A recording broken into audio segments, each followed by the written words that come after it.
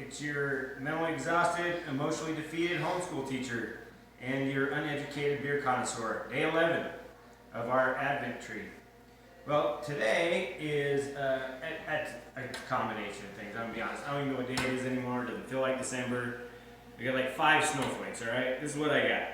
All right, I noticed that the previous video, and by the way, there's so many damn things I'm going to screw up on this that it's not even going to be worth keeping this edited. But wanted to cover off on 3 runs this week. First of all, actually before the Smile Train run, when we talked about last night, was the Craft by Proper run. That was a great venue. There was a lot of learning done there. We met Jeff and Brian and a bunch of people that had done this stuff for quite a while. We met Tina, who subsequently got lost, and we love the fact that she sticks around. It was another place we finally learned we had to look around and see what the schedules were, because that particular place had like bingo that night, and they got all frustrated with us because we were trying to hold down tables while we were running. And then sort of lastly on that topic, that was the first night everybody found out I actually did have a wife. Mel was there, so that was fun. That was probably one of our biggest numbers at a public place. There's 21 people there. And I think at that point we started to think that this thing may actually come together. So then there was the Smile Train. We talked about the Smile Train and all the cool stuff that the Critchels do with that. But the week after that was Salt Fire. And I've talked a little bit about, the venue in there, and it's dog friendly and some things. Maybe I don't even know.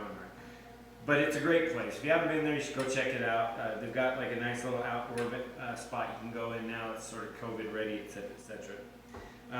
We had 21 people there as well, which again started to help us feel like things were going pretty well. Some people, new faces that I was looking at the picture that I saw. Jason was new, Mike was new, and I think this is the first time we saw Hector. Hector's a great guy. If you don't know him, the guy just absolutely kills me. Running and stuff, hilarious guy. You should get to know him. But all that bullshit aside, this one is actually Fisher. This is funny enough because this is day 11 that we're going back to essentially day 1. As you may or may not recall, day 1 was when we went to Fisher. There's like 5 of us, and now basically what is that? 11 divided by 4. About 3 months later, we're showing up and we've got quite a few people. This is also when we released our V2 shirts. I didn't spend much time talking about the V1 shirts, mostly because nobody likes those things. They're kind of like your ugly sweater of CPR stuff now. But show up, I've got this whole trunk load of stuff, and I left my wallet at home. It was 102 degrees outside, and Mel, my wife, had to come down. She was in like this all black office suit, walking around in the heat, trying to get me my wallet.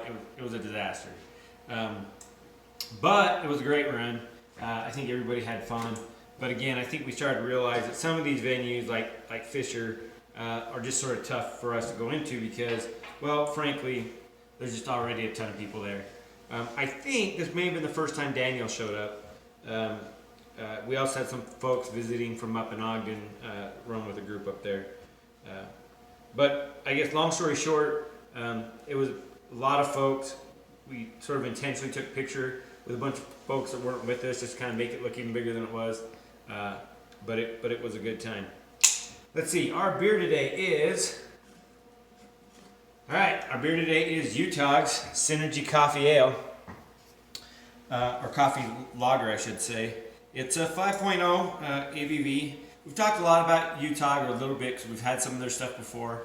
What I heard about them when they had their soft opening is their food up there is amazing. I didn't get a chance to try it, but it was really quite spectacular, is what I've been told. Their facilities look great. Like I said, the one thing I really wish I had been able to do is it's like right up against the baseball diamond that's there. I would love to go there, have a couple beers, go watch the game, or maybe in the 7th inning stretch, go out and have a beer there. Not that you couldn't have a beer at the ballpark, but it's just kind of a cool spot. All right, I think we may have had this one before, and so I was just going to take a look at it. This one, I believe, what's interesting about this one is it definitely has a coffee flavor. Which, frankly, I could take a shot of espresso right now, I'm not going to lie to you. But I think the beer is actually a light beer. Let's see. Yeah, so it's a lager. So it's sort of weird, right? Like you're thinking coffee, like the one we had before. You're like, it's probably a stout, but it's not. It's got a really strong coffee flavor, but it is certainly not a stout. But I like it. I think this is the kind of beer you could definitely have, sort of on like a cold day. You know, uh, maybe in a nice little cafe somewhere drinking this, or at their brewery. You know. But anyway, this is a good beer. I would totally take this skiing if I had the opportunity. But we'll close out day 11 by saying, shit, we're halfway there, and I got a surprise for you guys tomorrow. If you don't know how advent calendars actually work in reality, wait until you see what goes on tomorrow. Talk to you guys later.